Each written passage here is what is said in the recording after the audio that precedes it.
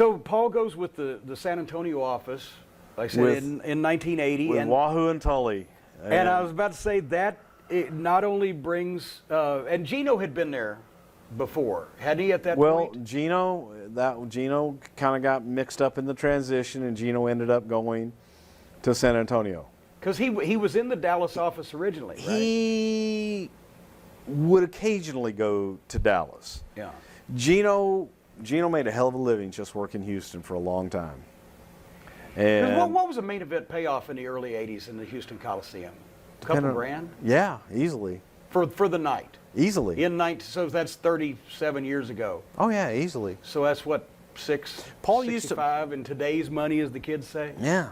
But Paul used to come back. I remember getting the sheets, and you would have the gross, the net, and then he would take his 33%, and he would look at it, and he would sit there and have a list of the talent and just start writing numbers.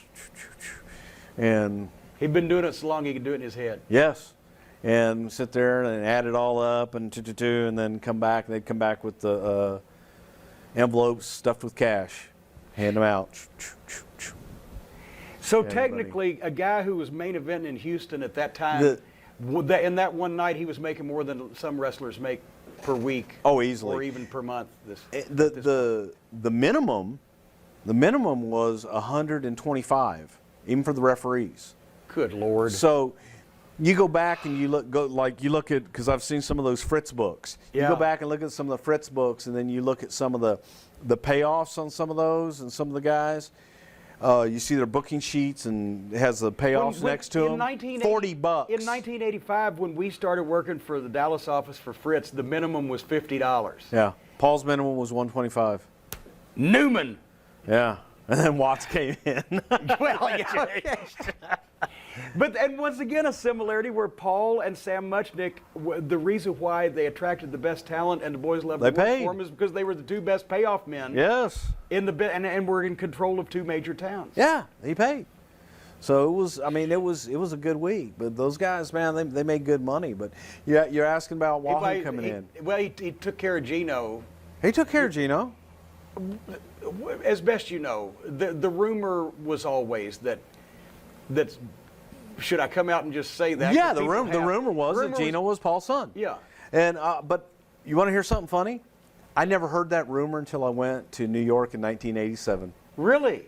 Nobody talked about it in Texas. I was that close to Paul that I guess it was never brought up to me, is all I can think of.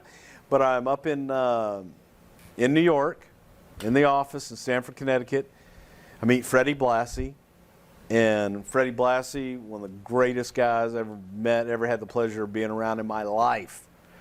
And used to go down and sit in Freddie's office and talk, and he's like, "Goddamn kid, that fucking Gino, that's Paul's kid." I'm like, huh? And he tells me the story, the alleged story that Gino was Paul's illegitimate son. I don't know if it's true or not. And actually, I'm trying to keep this straight. Can't tell the players without a program, but Gino's real name was Charles Wolf. Right. And he was the stepson of Louis Hernandez. Of Louis Hernandez, who was a Mexican wrestler El Medico from the 40s, 50s. Right. He was his stepson because Hernandez had married Gino's mother. Mm-hmm.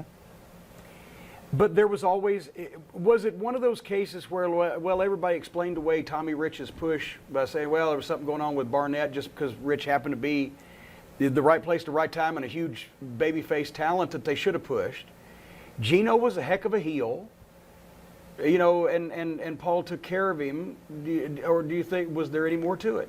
Did anybody ever know for sure? No one knows for sure.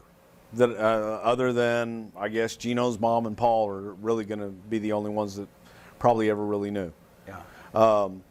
But as you look back on it and you look at the way Paul took care of Gino before he got into the business, how he broke him in, and the jobs Gino had before he started wrestling, being around the ring and all the different things that he did, when he broke in and how Paul sent him to Mexico and then sent him up to Detroit for the Sheik. He was main event for the Sheik in the Kobo when he was 19 years old. Yeah. sent him up to Vince for a couple shots, and he took pretty good care of Gino. Yeah. All right. So then Gino comes back, and he's babyface, and Gino's being Gino, but Gino's just natural personality came through. You had to turn him heel. Yeah. And that's what Gino really wanted to do too.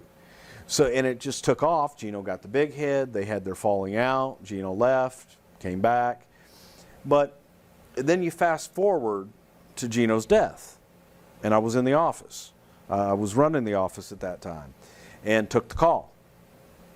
And it was, we had a hotline. And you actually, I gave you, I think you had that number Yes, actually. yes, I Very sure few did. people Yep, had that yep. number. Yep. All right. Paul's wife had the number. The other guy's wife had the number. And Watts had the number. And one day, so you kind of knew when that line rang, you get you get the line because it's somebody important. And I remember picking it up, and I didn't recognize the voice on the other end. And they were asking for Paul, and it was a female, and she's very upset. And I asked who was speaking, and she gave me her name. I forget her name. And I remember going back to Paul. I said, Paul, so-and-so's on the phone. It's like, okay. Shut his door. He took the call. He came out and was like, you could see it in his body when he walked out of the office. And I was like, Gino's dead. And he was different. And he went home. Which he never sold a lot. He didn't really let things get to him. No. And